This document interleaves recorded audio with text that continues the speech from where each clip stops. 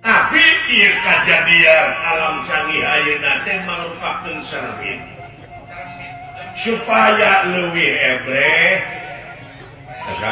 supaya leuwih jentre ka kersana dapur kabungan supaya leuwih mukasapa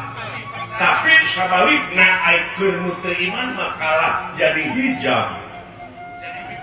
kalah jadi pipinding eta alam canggih teh keur kadirina agul ku teknologi ya tapi eta mah kabeh oge bakal hancur gaduhnya gitu diancam panti baheula ku pangeran milih di mejaan yen bakal kiamat kok kiamat leutik kok kiamat gede